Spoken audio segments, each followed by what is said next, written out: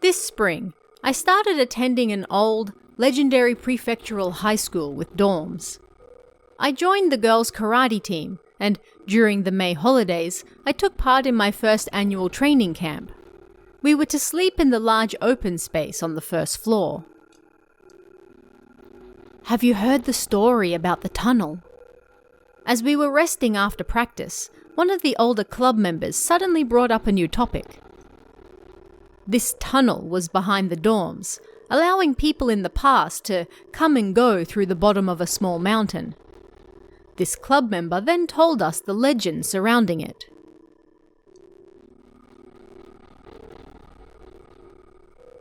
Apparently, that tunnel was made by hand, digging out the hard rock. But because there was accident after accident, the labourers buried human pillars in the walls to pray for its successful completion. Because the spirits of those people soon appeared to curse others, they built a memorial stone in lieu of a grave to pray for their peaceful rest. So, on that note, we're going over to that tunnel at 8 p.m. tonight for a test of courage. So make sure you're there, okay? Apparently, this was a test that all new club members had to undertake each year. And, next thing we knew, it was 8 p.m. Us first graders were summoned to the entrance of the tunnel. Several of the older club members, as well as first graders from the boys' karate club, were there as well. We sat in a circle, and then the test began. The rules were simple. One by one, we had to walk through the tunnel with a bottle, and then exchange it for another at the end. But before we could do that, we also had to listen to each of the older club members tell a scary story before we went inside.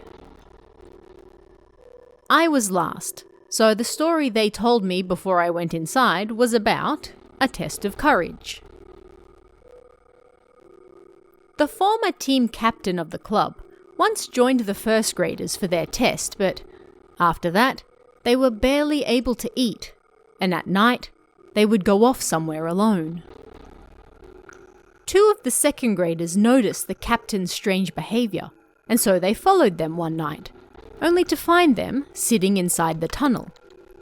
Nervously, they peeked inside, and the captain appeared to be digging into the earth with their bare hands.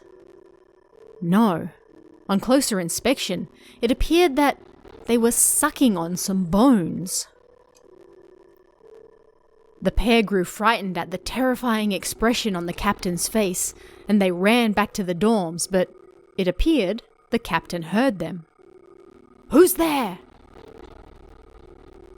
The pair quickly ran back to their room and pulled the blankets up over their heads so they wouldn't get caught. But because they had just been running, they couldn't stop their ragged breathing. And then the captain returned. They went around checking everyone's breathing to see who it was that spotted them.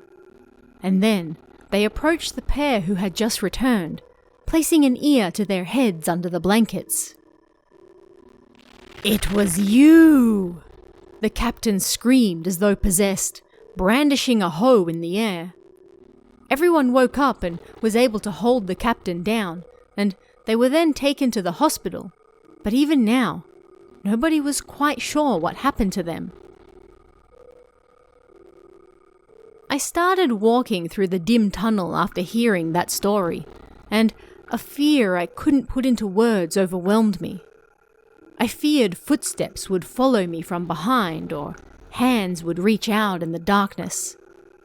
I desperately battled against the fear I felt, exchanged the bottles, and then turned back.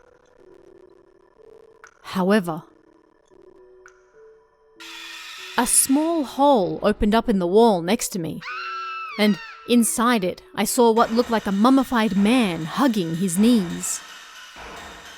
Unable to even think anymore, I ran wildly through the tunnel. As I told everyone what happened through my tears, they all laughed at me. Even though not a single person said that they would go and check for themselves. That was the end of the test and it was time to go back to our rooms. But that wasn't the end of my terrifying experience. I'll forget all about it if I just go to sleep, I thought. But as I was getting ready for bed, I suddenly couldn't move. What? I can't move. Somebody, please notice. I was facing the window and suddenly I saw a woman hanging upside down there. Kya! My friend next to me noticed and screamed, and finally I was able to move again.